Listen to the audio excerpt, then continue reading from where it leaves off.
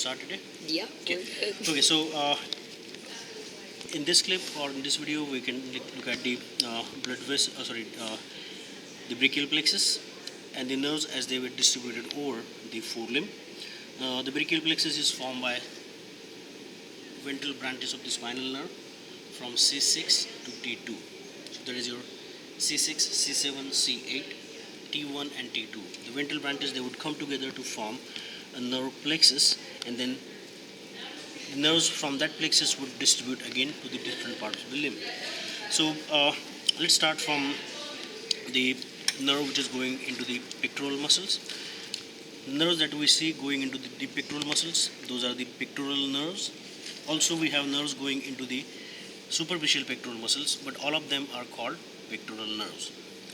Now, on the dorsal edge of the deep pectoral muscle, which is also close to the ventral edge of the latissimus dorsi, a nerve is going towards the cutaneous trunci, that is your lateral thoracic nerve. The one which is I'm pointing with the probe, that is your lateral thoracic nerve. Along with that, we have the pectoral nerves going into the deep pectoral muscle. As we go further upward, now we are looking at the medial view or medial side of the limb. As we go further upward, we have the axillary lymph node located here, and we see the nerve which is going into the latissimus dorsi, that is your thoracodorsal nerve. So when you look at the nerves, when you try to identify them, also try looking at the respective muscles which are innervated by those. So thoracodorsal innervating the latissimus dorsi.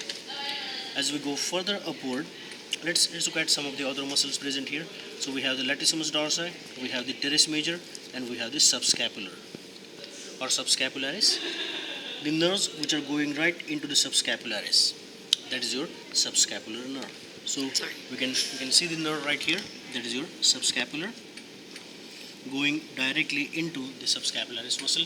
It would further divide into 2 or 3 branches before it enters into the subscapularis, because that muscle is the multipennate muscle. Now as we go further to the cranial aspect, we can now see the superficial pectoral, the brachiocephalicus muscle, which has been transected in this particular specimen. We can see a thick nerve which is going between the subscapular and the supraspinatus muscle.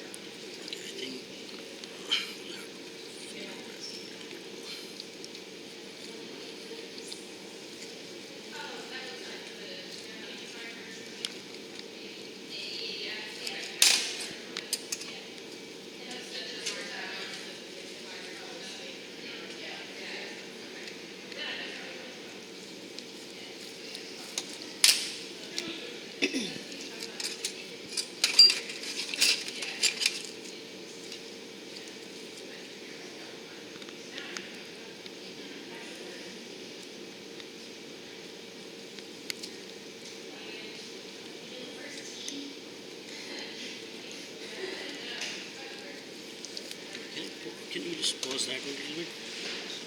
So I think it's going to take some time getting into that one there. It looks like we're actually tracing the branch of the branch of the axillary, which is also responsible for innervating the brachiocephalicus. So we're actually trying to look at the one which is going right here.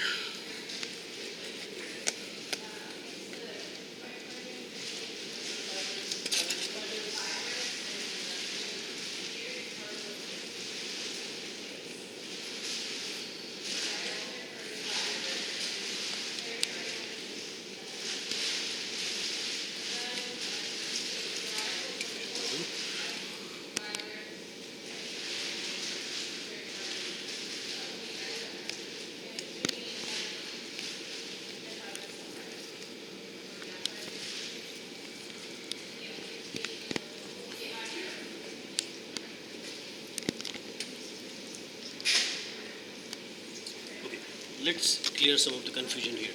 Okay, uh, you see that particular nerve, that actually is ventral branch of one of the cervical spinal nerve, which is supplying the brachiocephalicus. So this should not be confused with any of the nerves which belongs to brachial plexus. This is either your C4, which is coming into the brachiocephalicus. Remember, your brachiocephalicus is quite a long muscle, which is innervated by multiple nerves. C2, the dorsal branch or accessory dorsal branch of the accessory nerve, as well as your C3 and C4, the ventral branches are going to come into the brachiocephalicus. So at this point, we would mention that in the recording. So if anybody sees something like that, then it should not be confused with the suprascapular nerve.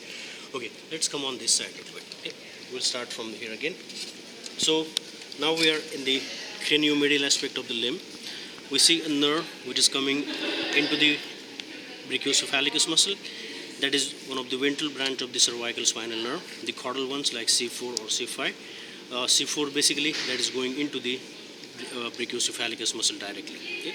So this should not be confused with the suprascapular. The suprascapular is the one which is right below that, a thick nerve which is accompanied by the suprascapular artery and vein, which goes between the supraspinatus muscle and the subscapularis muscle. So the one right here is the suprascapular nerve, which after going on the lateral side is going to supply the supraspinatus and infraspinatus muscle. Both of those are innervated by the suprascapular nerve. Okay, so we saw the nerves which are more on the medial aspect as well as going proximally into the forelimb. Now let's look at the nerves which are coming more distally into the remaining part of the forelimb. So we have the major nerves, one of them which is diving or which is going between the teres major and the subscapular, which then moves on the lateral aspect or goes on the lateral aspect to supply the deltoideus muscle along with the teres major and teres minor, that is your axillary nerve. So at this point we see the major trunk of the axillary nerve. It further divides into branches to supply the respective muscles, and one of the big branch is going to go further on the lateral side to supply the deltoideus. Both of the heads of the deltoideus, the spinous and acromion head, are going to be supplied by the axillary nerve. So what is the landmark to find the axillary nerve? Axillary could be found between the teres major and subscapularis. Suprascapular can be found between the supraspinatus and the subscapularis muscle. And remember, your suprascapular nerve will be accompanied by a suprascapular artery and vein. All three structures will be going in between the supraspinatus and subscapularis muscle. Okay, I reflect the deep pectoral muscle a little bit away from our view, and now let's look at some of the nerves which are coming further into the distal limb. The one which is located more towards the cranial aspect of the brachium, running along with the biceps brachii, that is your musculocutaneous nerve. Okay? So that is the musculocutaneous nerve. Further continuation of the musculocutaneous, we have the proximal muscular branch coming off the musculocutaneous, and then as we trace it further down, it's going to give off distal muscular branch as it goes further down. Then the nerve would become cutaneous in nature, and that is why it is called musculocutaneous. The major muscles supplied by those are the biceps brachii and brachialis. These are the major muscles innervated by the musculocutaneous. Then right behind the musculocutaneous, running along with the brachial artery, we have the median and ulnar nerves. Both of them are in a common sheath for little distance, and then they separate from each other. So this is your median nerve, and this is your ulnar nerve. The ulnar nerve is going to go further backward along with the collateral ulnar artery and vein. It is going to go towards the olecranon process. The ulnar nerve further can be traced or can be visualized in between the flexor carpi ulnaris and ulnaris rectalis muscles, which can be seen right here. Okay, so that is further continuation of the ulnar nerve as it moves further down into the antebrachium and further below into the manus. Okay, the median nerve remains more in the cranial aspect in the antebrachium, along with your median artery as well as radial artery. We can see further continuation of the median nerve down in the antebrachium, which will also continue further on the palmar aspect of the manus. The ulnar nerve has role in nerve supply to the palmar as well as slightly on the dorsal aspect of the lateral digit, while the median nerve is more associated with the palmar aspect of the manus. Okay. Then another major nerve which is part of the brachial plexus, the thick one or the largest nerve coming up the brachial plexus, which goes in between the medial head of the triceps brachii and the long head of the triceps brachii. That is your radial nerve. The radial nerve is responsible for the major extensors of the forelimb, extensors of the cubital joint as well as extensors of the carpus and the digits.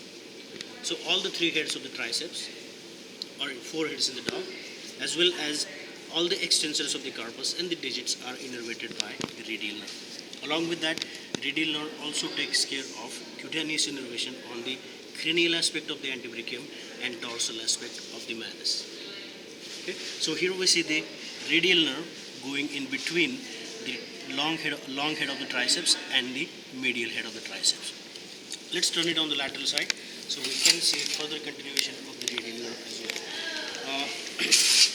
From the lateral view, we can reflect the lateral head of the triceps and we can see further continuation of the radial nerve right here. After supplying all the heads of the triceps, the deep branch actually comes in to supply the extensors of the carpus and digit, while the superficial branch remains more superficially to supply the cranial aspect of the antebrachium as well as dorsal aspect of the manus. Okay, so these are the further branches of the radial nerve, the superficial branch of the radial nerve, and then these are the deep branches of the radial nerve. Okay, so that's the radial nerve which can be seen from the lateral side. We also observe the ulnar nerve which can be seen from the caudal aspect of the antebrachium. Okay, apart from its location, or apart from as we can see it on the medial side, we can see it on the caudal aspect as well. Similarly, the radial nerve, as we can see it from the medial side, we can see it from the lateral aspect as well. Okay, if we go like furthermore cranially, your axillary nerve can also be traced coming into the deltoideus muscle as we can expose it a little bit more. Okay, I think they haven't done that one. Is it? The nerves that we see coming out here, those are the branches of the axillary nerve. Okay. Okay. Yep. Good job.